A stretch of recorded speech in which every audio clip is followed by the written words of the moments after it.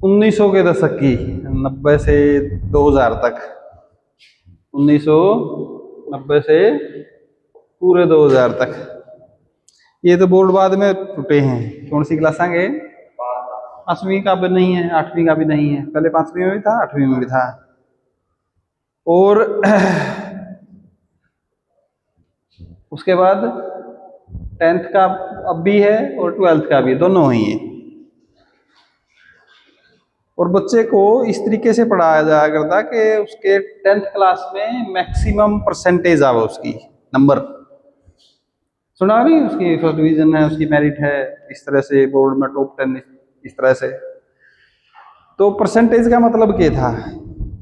अगर किसी बच्चे की अच्छी परसेंटेज आई है, बिल्कुल अपर लेवल की मेरिट आई है, तो जो बहुत ही प्रीमियम किस्म के कोर्स हैं या एडमिशन है, उनमें उसका परसेंटेज के दम पे एडमिशन हो जाता है।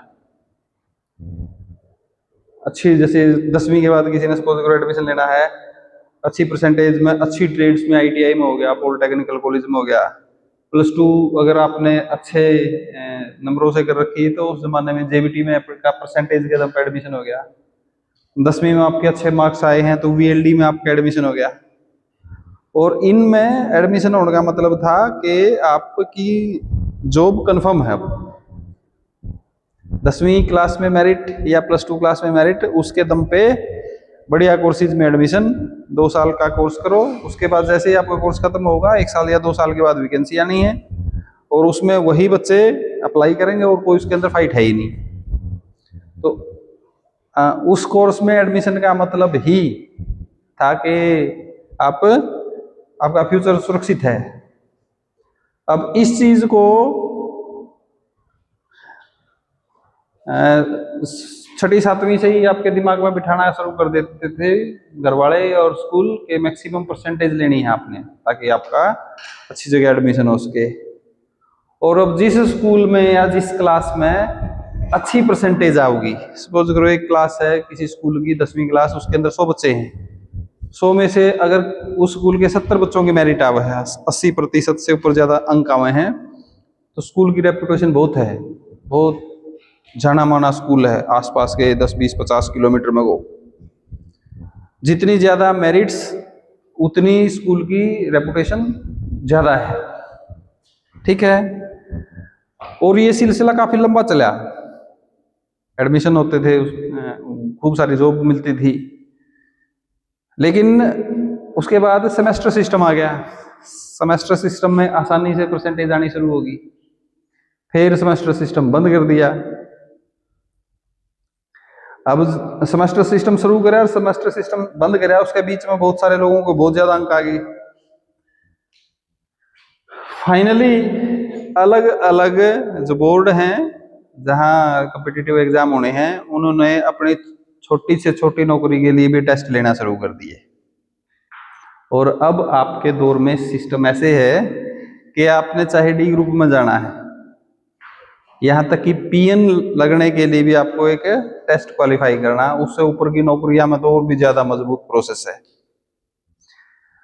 और अब इस चीज से कोई ज्यादा फर्क नहीं पड़ता, व्यक्तिगत रूप से मैं बड़ा कॉन्फिडेंट हूं कि मेरे इतने अच्छे अंक आए हैं, लेकिन अगर कल को मैं कहीं जॉब में फाइट करूं हूं तो उस परसेंटेज का कोई ज्यादा आपको लाभ नहीं मिलेगा। आपको उस प्रोसेस के अंदर पहला चरण है एग्जाम का, कॉम्पिटिटिव एग्जाम है, उसकी जो कट ऑफ है उसमें अपना आना ही आना है।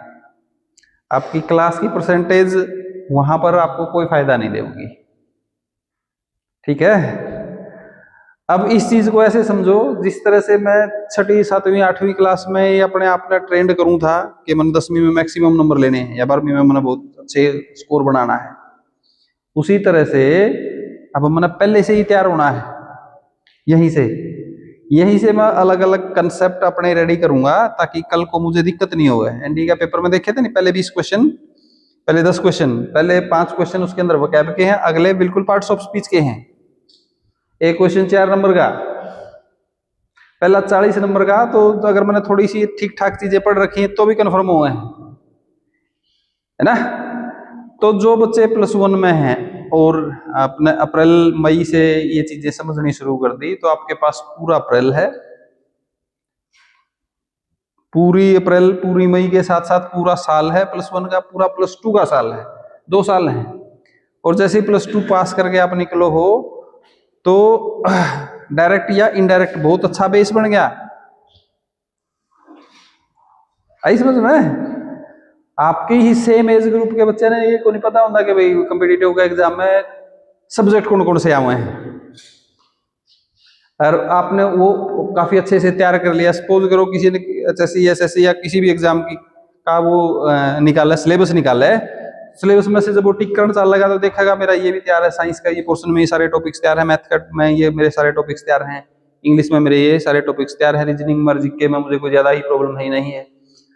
उसके बाद मेहनत इतनी ज्यादा करने की जरूरत नहीं है, चीजों को शेप देने की जरूरत है, बस बशर्ते सही टाइम पे वैकेंसी निकल जाओ, एग्जाम डेट अनाउंस हो जाओ तो बहुत ही ज्यादा राहत मिलती है।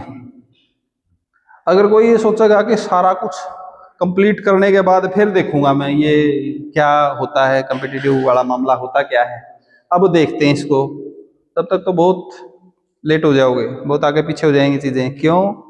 क्योंकि बहुत सारे बच्चे हैं, बहुत सारे लोग हैं इस चीज में जो फाइट करेंगे, और कंपटीशन नहीं है, पूरा तांडव है, हजारों नहीं है लाखों बच्चे हैं, उनके अंदर बीट करना मुश्किल है ना।